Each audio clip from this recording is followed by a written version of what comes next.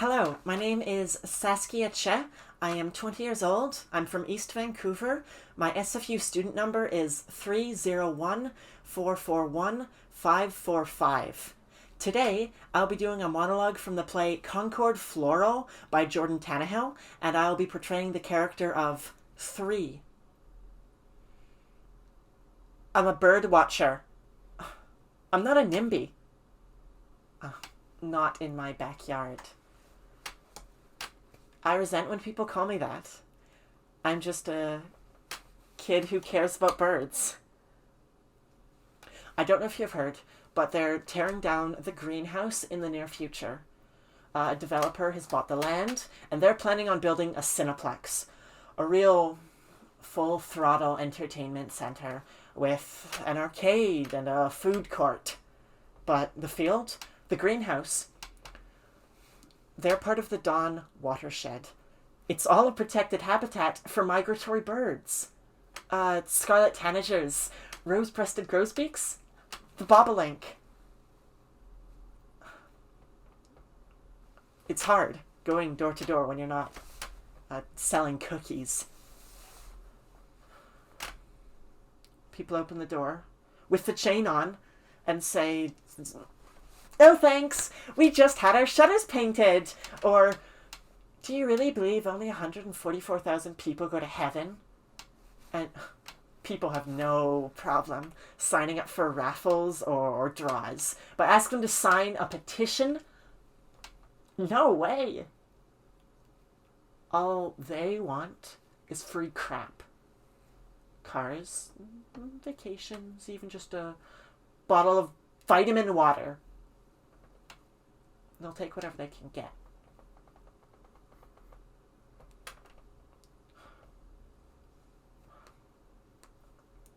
One woman, she said I was doing something good because birds can't speak for themselves.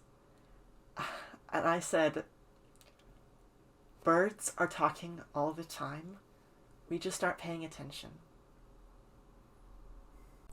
I believe that there is a crisis in the theater.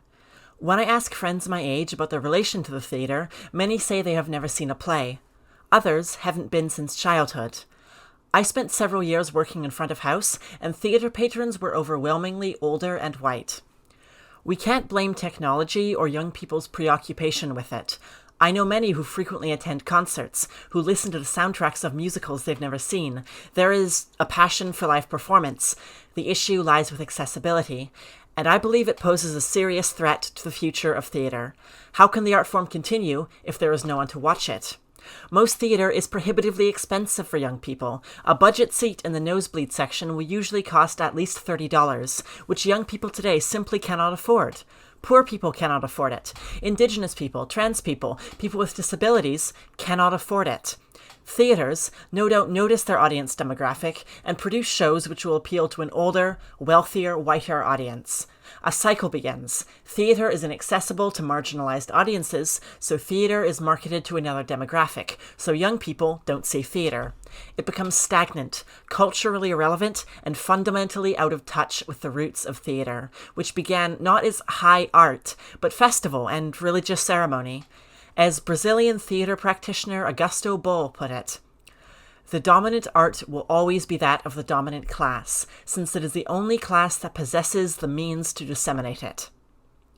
Simply put, much of contemporary theater is unable to offer a systemic critique of the social, political, and environmental issues that face us today because it is made by and for the people who benefit from those injustices. A radical reimagining of the theater, of live performance, is needed, one which takes theater back into the streets and back to the people. We must adapt to the changing tides, or we will become irrelevant. When trying to define my sense of home, I am more comfortable answering in the abstract. I am uncomfortable relating physically to the land I live on because I live on stolen Indigenous land and it will never be mine, truly. So instead, I look to cultivate a sense of community and meaning from not as much the physical ownership of the land, not feeling like I am entitled to exist here, but appreciating it for what it is, for the spaces, for the communities, for the people that exist here. And in that, I seek to ask myself, what can I contribute? What can I do to make this place more welcoming, more meaningful, more beautiful for everyone here? I do have a physical practice. I exercise every day, and a big part of that for me is getting out into nature, connecting with the world around me, and grounding myself, not just nurturing my body, though that is certainly a part of it. In performance, I also absolutely have a physical practice. I am a very physical actor, and so a big part of it for me is working more with abstract, avant-garde movement pieces, but also studying the physicality of a character and helping me to understand them through that lens. My favorite book is probably The Dispossessed by Ursula K. Le Guin. It's a really fantastic novel, and though it certainly has political, social, fantastical concepts that are really, really interesting to me, it's also a really deep and gentle exploration of the smaller aspects of life, the simpler aspects of life. And I think at its core, it challenges us to really think about the connections and what is important to us in life. I want to attend the School of Contemporary Arts because I feel confident that you would challenge me to become better while also valuing me for who I am. I've spoken with a large number of SCA alumni, and all of them have told me that it is a wonderful program that is not only competitive and challenging, but also truly appreciates an artist's individuality and encourages them to pursue that. And that is so important to me because I don't want to just be a peg in a hole. I want to try new things and truly challenge the boundaries of theater. I wish you would ask me about what I bring to the program. I have a rather different background than I think most actors my age. I have a lengthy background in devised theater.